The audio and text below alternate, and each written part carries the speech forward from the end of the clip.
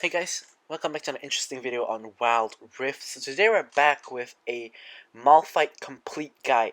Now what this means is that I'm going to be going through everything. So we're first going to start off with going through his abilities, then we're going to go through his build, then the runes as well as the spells. So for those that don't want to see certain parts, like for example, you already know what his skills do, feel free to skip out that part. So we have included the chapters in the video and the timestamps are in the description. Let's jump into the practice tool and let's go for Malphite. So as I mentioned in the tier list that I just released recently, Malphite I believe is the best Baron laner. He is the S tier Baron laner in my opinion. So I did have a ranked game where I was forced to play top, and I just played Malphite because he was really easy to play and he's really good, which is why I really love Malphite. He has such a big impact on the game, but you don't really have to be like that mechanically good at him to do well.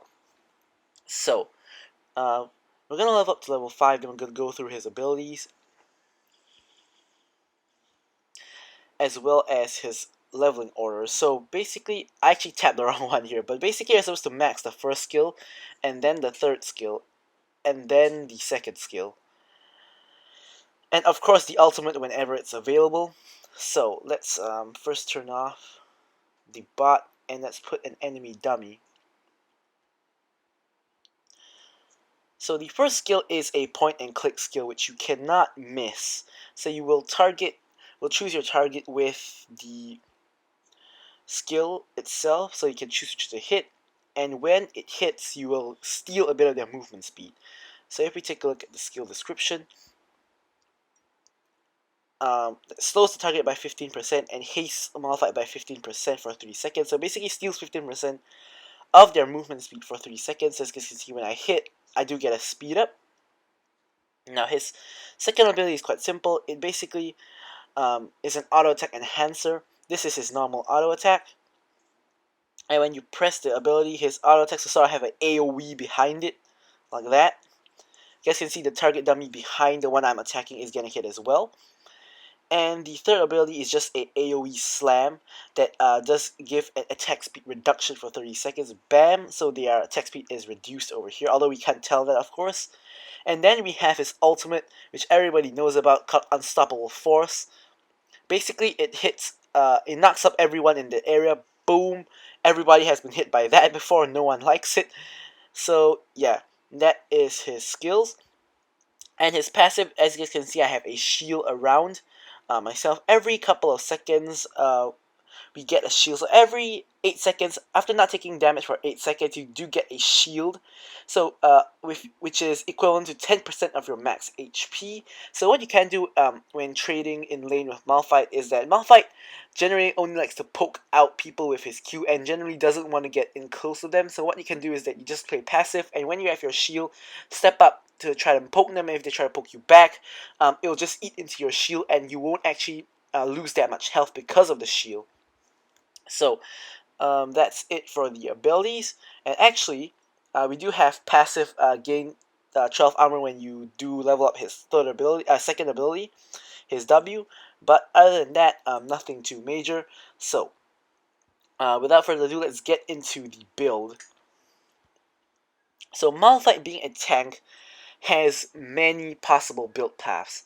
So I'm just going to run you through a couple of item options. So I like to start with Sunfire Aegis, whatever it is, because it gives you a ton of health and as well as a bit of ability haste, but the main part is the burn passive, which is the immolate. So basically, if you stand near enemies or minions, it will start to burn them.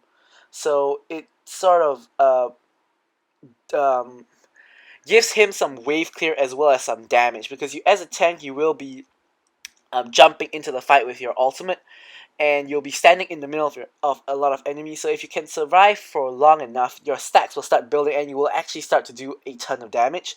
And also, if you guys look at the last slide, it deals 150% to minions and monsters, so it does give him some form of wave clear, because his wave clear it's not terrible, but it's not the best. So it does give him that bit of wave clear that can be crucial at the later stages of the game, where like your team has all died and you need to defend your base sort of situation.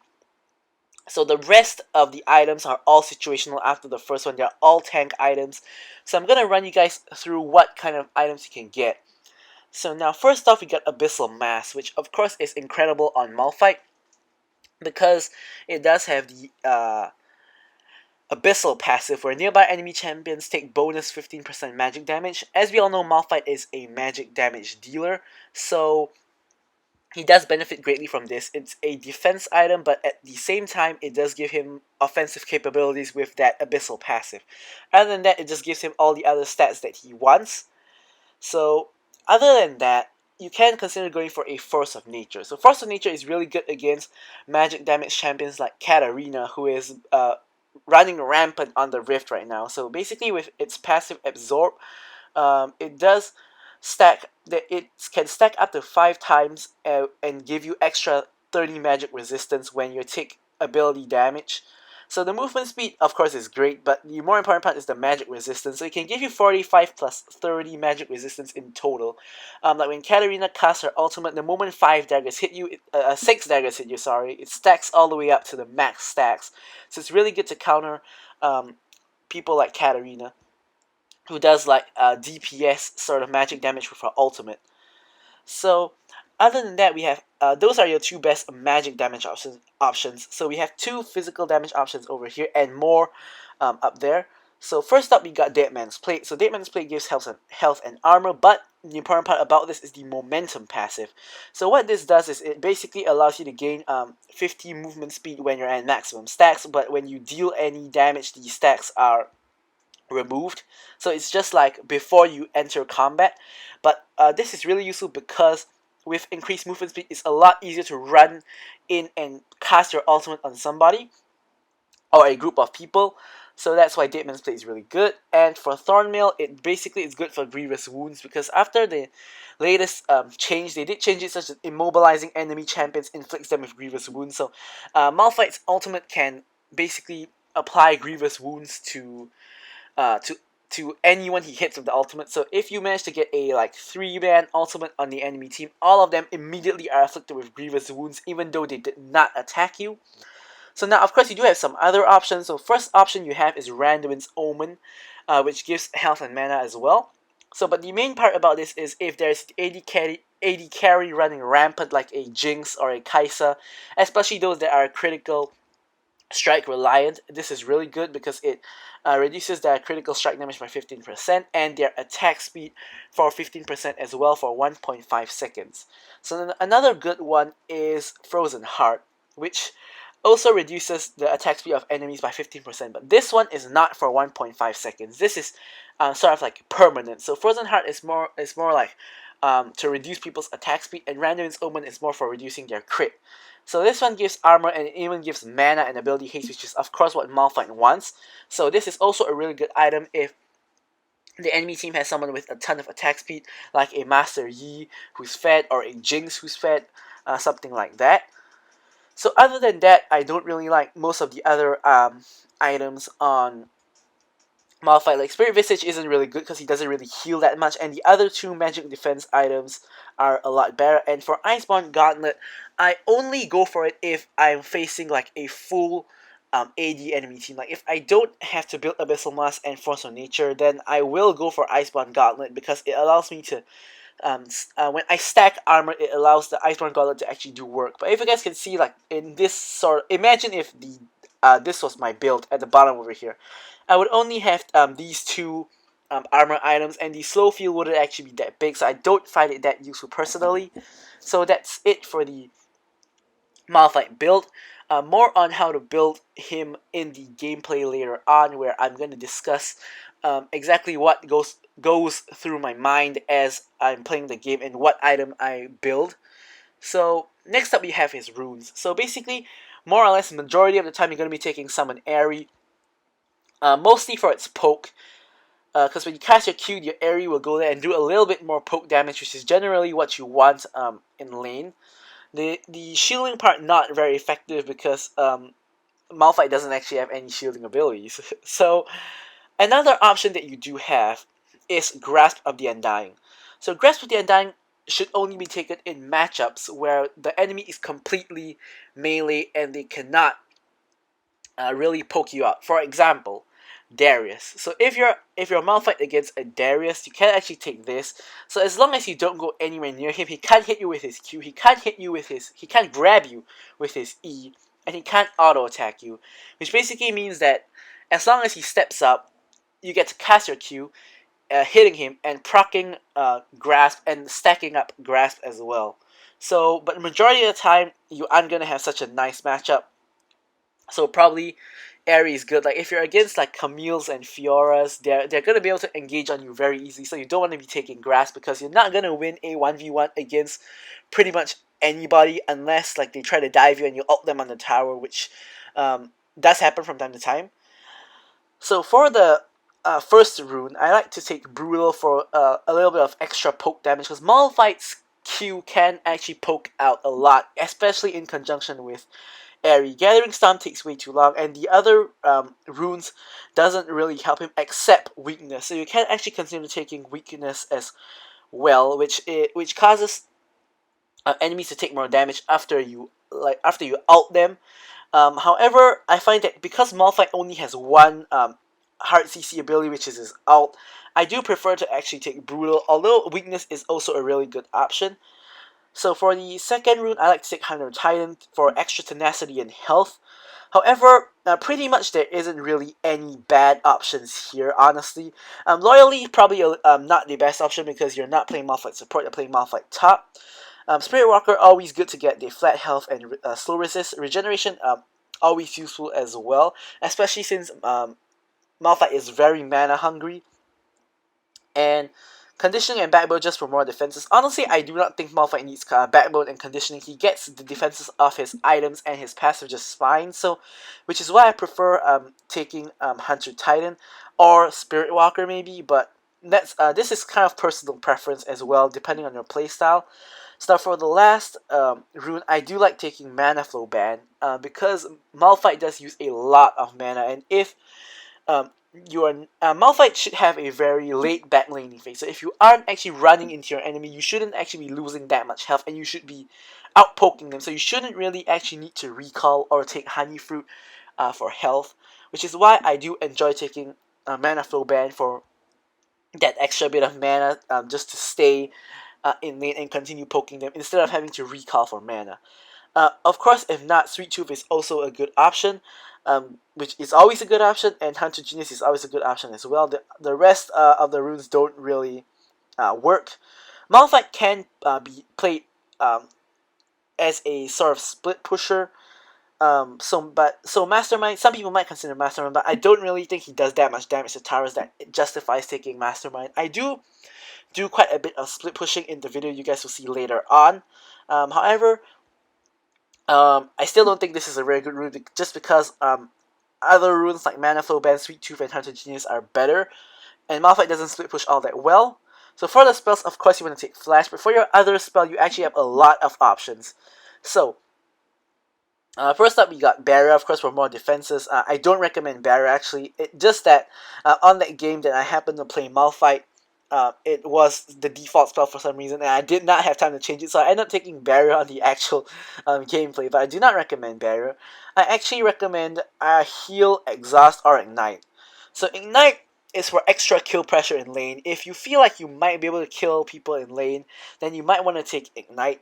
Now, in my opinion, it's normally not worth to go all in on your enemy laner with your ultimate and everything and your Ignite to try to get a kill on him, because I feel that your ultimate is more useful for stuff like dragon fights, so I do not personally ever take Ignite because I'm never aiming to kill an enemy solo 1v1 in lane unless they dive me and I can out them on the tower. Then I will take the opportunity, but if not, generally I take Exhaust because especially with the bot lane meta now being Barrier Heal, normally the team doesn't have an Exhaust, so it's good to have an Exhaust for a team. Like for like an enemy Katarina jumping into your team, you have to exhaust her, sort of like that. And Heal is also good if you guys need more healing, but generally I take Exhaust on Malphite. So with that, let's move on to the gameplay. Alright, so here we have the Malphite gameplay. As I mentioned previously, this is the one that I played in Ranked, and when I was forced to play Baron lane instead of having my normal AD carry position. So I'm going to take you guys through what to do in the laning phase and in team fights, and basically just run you guys through about what is going on my mind as I'm playing the game. So first off, I start at Ruby Crystal, which will build into my Sunfire Aegis. However, when I get into the laning phase over here, I realize I'm against a Mundo who is going to be regenerating a lot of health. So this is when I decided to rush a Bramble Vest instead.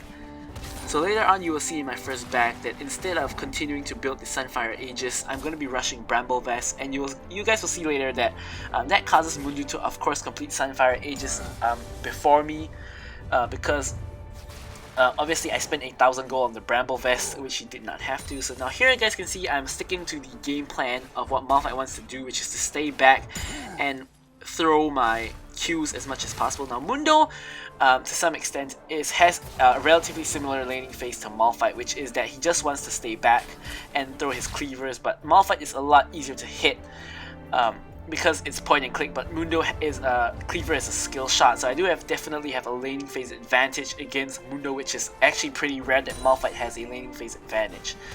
So as you guys can see, I just don't want to get poked by his cleavers. I'm always standing behind my minions, and if you guys noticed just now, I did give up 2 of the ranged minions because I do not want to go near Mundo. If I go near Mundo, he will definitely out-train me with his W fire as well as his E's auto attack enhancer. So I'm just basically standing back, just throwing my Qs. As you guys can see, I'm at full health with my passive up, and Mundo is at half health. So I'm just sticking to the game plan. I'm just poking him out. I do get hit by 1 or 2 cleavers here and there, but it's unavoidable.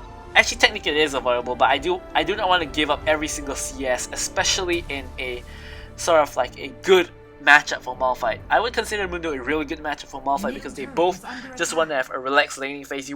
It's really unlikely that you will see Malphite killing Mundo or Mundo killing Malphite in the laning phase. So both of them just want to be a bit more passive, get their items, and scale into the late game. They don't want to be making any flashy plays at the early stages of the game, unless the other guy makes a mistake. So here we hit level 5, which is of course a major power spike for Malphite.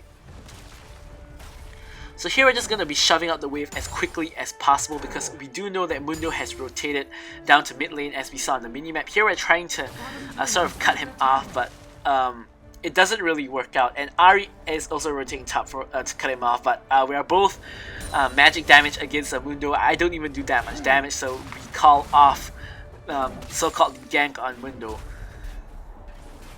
So here it's gonna be honestly, it's not gonna be a very interesting laning phase because Malphite doesn't really do much in the laning phase, as I've been saying all this while. So I of course do get a ward down on the river, the tip of the river, just in case I do get ganked. Although I find that it's unlikely you want to gank a Malphite. Especially when he's against a Mundo, there isn't really too much kill pressure there. Like Xin Zhao is not gonna do that much damage to me, especially in conjunction with the Mundo. So here Mundo's trying to back, so of course we're not gonna allow that. We're gonna stop him from backing. So as you guys can see, he has yet to back. He only has a Ruby Crystal at this point because when I backed, he actually went down mid lane for some reason instead of backing. His better move would have been to back there at the same time as me, but we do delay his back a little bit. Of course, I do know that he has gone back to his tower and he has backed over there, but it does delaying his back by a couple seconds does allow me to push in the wave completely and make him lose at least 2 minions, if not more. Actually, maybe he only lost 1, but yeah, it does allow me to back as well since the wave is pushing towards him, and I'm able to go back and not miss any minions. However, of course, the Ocean Dragon is alive, and Ocean Dragon is the second most important dragon after Infernal. So I was pinging to that I was gonna rotate there because I do have my ultimate up. I have not used it at all this entire match because I've been saving it for the dragon fight. Now if you guys didn't know, if you get your ultimate and you use it in the lane, it won't be up during dragon fight. It's the same with other AoE ultimates like Cannon Ultimate. They're designed such that their cooldown is pretty long, especially in the early stages of the game. So if I use it in lane for some reason, I would not be able to use it in the dragon fight. So here I can see a skirmish is basically breaking out. So I am rotating over, but it is somewhat too late as my team is basically all dying. I did forget to mention this, but I did go back up top instead of going to the dragon because Lulu died, so we may not be contesting dragon in the first place. So here, just poking out enemy jungler, nothing much too interesting here. So here, I guess you guys can see that they're doing dragon. So Ahri just gets the charm on the Mundo. I go in with my ultimate, I hit it on the Mundo, and basically just destroy him. And I'm basically still at nearly full health. I did get a Q off killing the enemy Xin Zhao, and that also secures us the jungler. So here I'm flashing over, getting the Seraphine, so that's a triple kill and a Ocean Dragon off the Ahri Malphite engage. So Ahri manages to land the charm, the combo. I jump in, chain CC, Mundo is down, and we managed to chunk the Xin Zhao significantly, which allowed enough time for our Lulu and Ezreal to rotate over and get the Dragon Steal. So that is a really good start to the match for us, of course. Now, of course, our other lanes are not doing the best. As you can see, the score is 4-10, and 3 of the kills are on me, which you never really want to see this scenario because I'm the tank and I don't want to be having the most goal. So now basically here we essentially go all in, but it's all a bait because I see my Ezreal and my Ahri nearby. So I'm not sure who would have won that one. It would have been really close. Like I might have killed him, he might have killed me. It was really close, but it was all just a bait for Ezreal to come and pick up the kill, so that all goes well. So here we're gonna shove in the wave, and I'm telling Ezreal not to go back because we can get one tower plate, but Ezreal does walk away, and I do get the solo goal from the tower plate. I see Xin Zhao and Katarina coming up actually from pretty far away, but I do overstay there for a second. I will admit that I do overstay there for a second because I did not think that they'd do so much damage to me, especially having completed my Sunfire Aegis and my Bramble Vest. However, I do underestimate the damage a little bit. Thankfully, I do not pay with my life for that mistake because Ezreal was around, and I did manage to ult the Xin Zhao for the kill on him. So here I'm just clearing out the minions at the bottom lane since none of my team is even nearby. So in this game, you will see me playing the role of the wave clearer or the split pusher from time to time if no one on my team is doing it. Because, as I mentioned previously with the Sunfire Aegis, you can do that really effectively. As you can see, I'm pretty much stacking up my damage with the Sunfire Aegis on the minions. You can even see the Sunfire Aegis effect burning over there.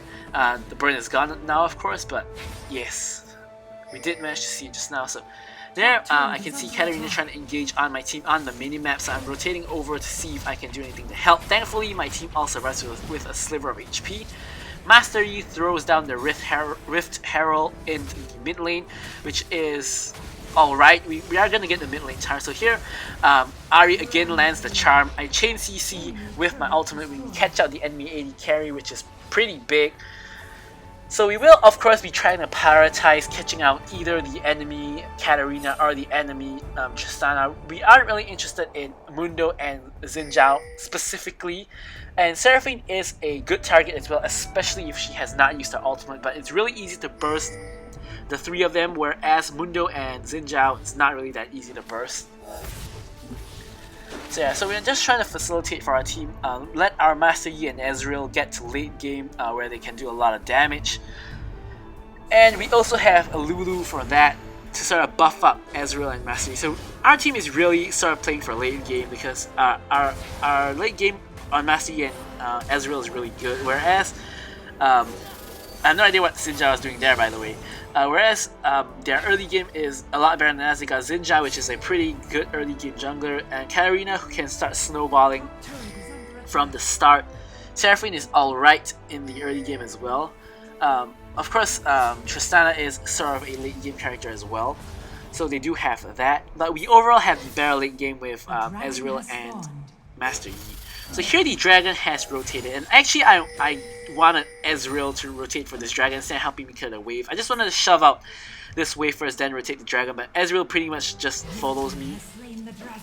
And Master Yi just basically burst down the dragon, and the enemy team did not even contest But I'm still gonna rotate over. Mundo barely misses the cleaver on me. So I'm still gonna rotate over. Ahri goes all in on the Mundo, but I'm not interested in the Mundo as I previously mentioned. So I'm gonna out the Tristana instead and deal a chunk of damage to her. And then my team does not really manage to follow up because Katarina is in the front, dealing damage and wrecking our Ezreal. I have to flash over the wall here. If not, I'm gonna give another kill to the Tristana. Sorry, not the Tristana, the Katarina, and she's gonna get another reset, which is definitely not what we want. But Master Yi starts hopping off and gets a triple kill. So here I've already completed my, as I said, I've rushed my Bramble Vest, I've completed my Sunfire Aegis, then I've completed my Abyssal Mask, which is really good for increasing both my damage as well as the Ahri's damage.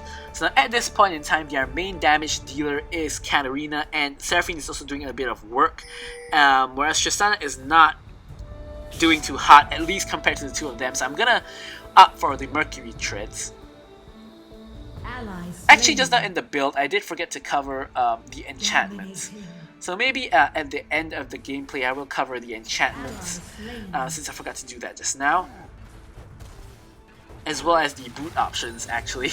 So I did gloss it over as I was explaining all the different tank items you can build on Malphite. But here, you can see some of the enemy team is in the mid lane, so we're just going to be split pushing the bot lane and getting a turret for our team. We see Mundo at the top, Xin Zhao and Seraphine at the mid lane, so we're just going to push the tower and we're going to back off. We don't want to be too greedy. We don't have vision of other enemy teammates at this point in time, so we don't want to push too hard. As you can see, Tristana did respond, so if we continue pushing, we will have encountered Tristana. We don't really want that, because we actually, to be honest, I don't really think we can kill even a non-fed AD carry. But here, Katarina does get caught by Ahri, but Ahri does get caught by Mundo.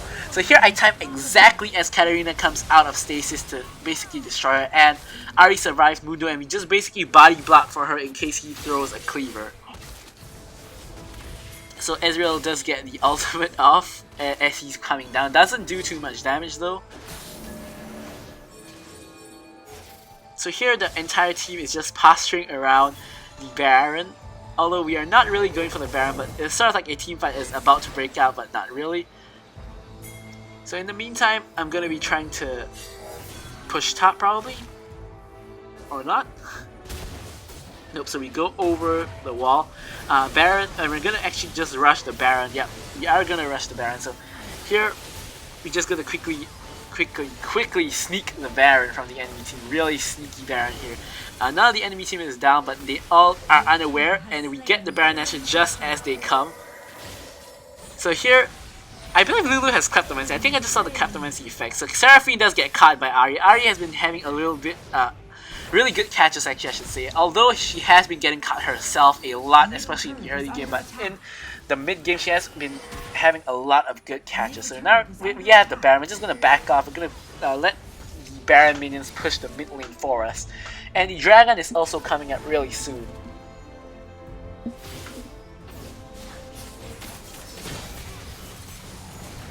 So here is another fight. Katarina goes in, and of course Lulu ults her, she gets knocked up. I ult her for the chain CC. Katarina is gone.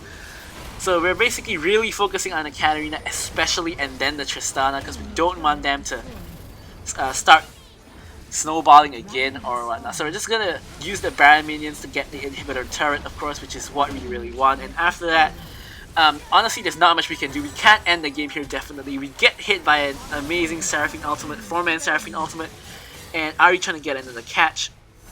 But I'm telling my team to retreat because there's nothing much we can get out of here. We want to reset because we all have a lot of gold. We didn't reset after Baron. Either that or we push out bot lane, which is sort of getting pushed in by the enemy minions at the moment. So here I'm getting a Locket for my team. Redemption is also a good option here, especially because my team, no one has like any Locket or any Redemption, any basically team-based boot enchantment. So here, me and Ahri are gonna push out the bottom lane. We're trying to use the Baron minions as much as possible. Now, of course, they are pushing back mid lane. So here, we're just gonna rotate over to the Dragon just in case they contest. But honestly, they're way too busy just dealing with the Baron minions at mid lane. to really contest Dragon. So here, I'm pretty tanky, so I'm just gonna more or less face check around the area, because we did see Katarina and Tristana here, especially Tristana. Tristana walked towards this direction, so I don't know where she went, but she probably managed to recall either before I reached the bushes or in a bush that I did not check. But me and Lulu trying to catch out Tristana. I do believe that at this point in the game, if I ult in Tristana with the help of Sunfire and Sunfire Aegis and Abyssal Mask, I do believe I can solo kill Tristana. I'm not completely sure about that. Do get hit by the edge of the Seraphine ultimate as we're walking by, but Ezreal does get the kill on her. Yeah, I'm not really sure because I do not play Malphite a lot, but I am fairly confident that we can do it. So here I'm actually just pushing out this tower, but Katarina comes over and I just pretty much walk out. Now the bad thing about Sunfire Aegis is that you automatically aggro anybody under tower. So I was intending to sort of ignore her and just push, because I don't believe she can burst me down, especially with the Abyssal Mask and Sunfire Aegis build. So I believe I'm quite tanky, but the Sunfire Aegis caused me to aggro her, which basically means that I had no choice but to back off, because tower was gonna hit me. So here I probably step a little bit too far, but it doesn't really matter because I'm too tanky. So here we do get their bot lane inhibitor as well. So this is really just slowly, methodically dismantling their base to go for the victory. So here Ahri actually has a really dangerous recall, and I actually walked back because I thought that Katarina was going to engage on the Ahri, but thankfully Katarina just used her Q and her W to clear the way, so she didn't have anything to engage on the Ahri with. Technically she can use her E, but it's not really good because she can't reset her E off any dagger, so she did not go in on the Ahri, but that was a really dangerous recall spot for the Ahri. So here, boom, we get a 3-man ultimate, although Seraphine does get an ultimate at the same time as well, but we do manage to turn the fight for our team. Here we're chasing the Tristana auto-attacking us, but doesn't matter, we just destroy Tristana. So this is what I kind of expected to happen over there. So here I'm rotating back to my team, but the fight is pretty much over. Master is cleaning up. Mundo wants to come in, but I'm gonna make my presence felt so he does not try to engage on my Master Yi. So my Master here actually goes a little bit ham. He is at half health and his ultimate's still active, so he believes he can 2v1 here, but I highly doubted it, but I came to back him up anyway, so instead I do get caught as well, so I have to flash over the wall to get out. So here are some really sticky situations that we found ourselves in, this one and the previous one with the Katarina, but we barely survived both the situations. So I'm gonna back, we're gonna get ourselves a Force of Nature, because as I said, the Katarina is the biggest problem for us and our team at the moment. So we're gonna try to make sure we don't die to her, don't give her the reset. We don't want to be the one to give her the reset. Although she is likely to get it off someone else, someone squishier like Ezreal or Master Yi, but we of course want to avoid that. So here I'm going back to split pushing duties. We're going to push out top lane, which is pushing in towards us, and it's also the only lane that we don't have super minions in, so it's the best lane to push at the moment. Because the other lanes are going to naturally push because of our super minions. So here we see Xin Zhao clearing out bot lane, and we see a group of them mid lane just a while ago. So I'm going to ward the top side enemy jungle to see if they'll come through there. We see Tristana and Seraphine again. So here I'm just going to place down our vision. We're kind of waiting to catch them out, and when they come rotate for dragon. So this is an Elder Dragon, and most teams will not give up Elder Dragon even when they're behind.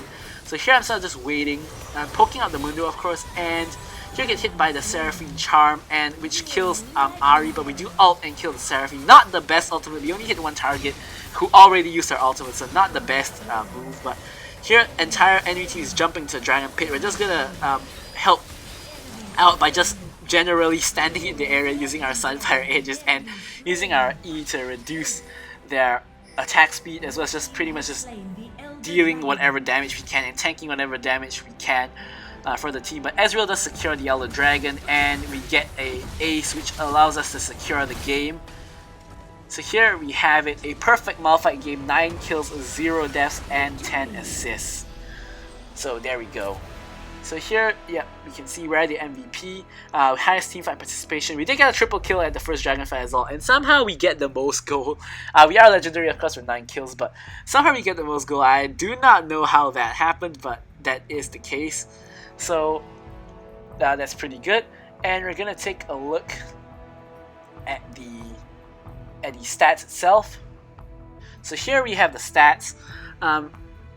Our damage was alright. Of course, we are not the main damage dealer. The other 3 damage dealers did a ton of damage, but we pretty much just supported our team with our tankiness and all. So with that out of the way, let's take a look at the boot enchantments that we forgot about just now. Alright, so as promised, we're going to be taking a look at the boot enchants. So first off, we're going to talk about the actual main boots. So for basically, there's only 2 good. Actually, there's 3 options on Malphite technically.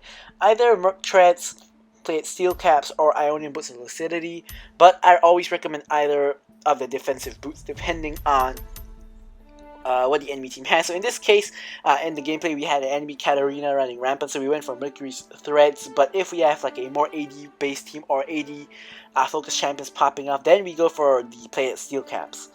So now we have actually honestly a lot of options for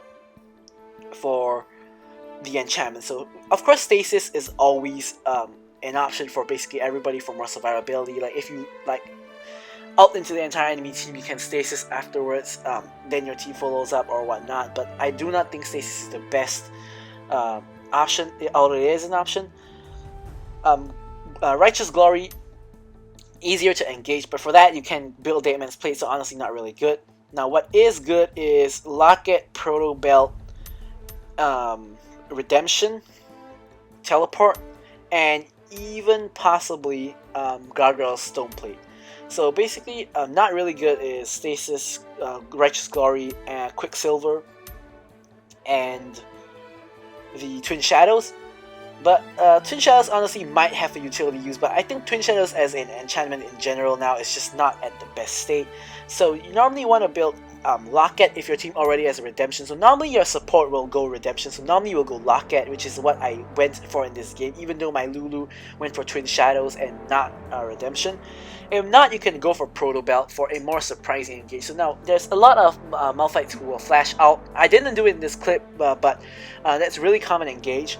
But what you can also do is you Proto Belt out or Proto Belt flash out to really have a surprising engage. But I don't really like the Proto Belt flash out or a flash Proto Belt out because normally when you cover that much distance, it's really hard for your team to follow up. So it's sort of wasted in that sense, in my opinion. So normally I just do a Proto Belt out. So it could still be useful, but I think that Locket and Redemption is better. Redemption is if your support did not build Redemption, which is technically the better option for me to go in this game. But I just personally prefer Locket. So Gargoyle's Stone Plate. This is good if you really need tankiness, but honestly I think majority of the time you don't. But if you find yourself getting blown up non-stop, this could be an option as well. So basically the best options are Redemption and Locket, and then followed by Proto Belt, and then Gargoyle Stone Plate, and then the rest. So anyways guys, thanks for watching the video, and goodbye.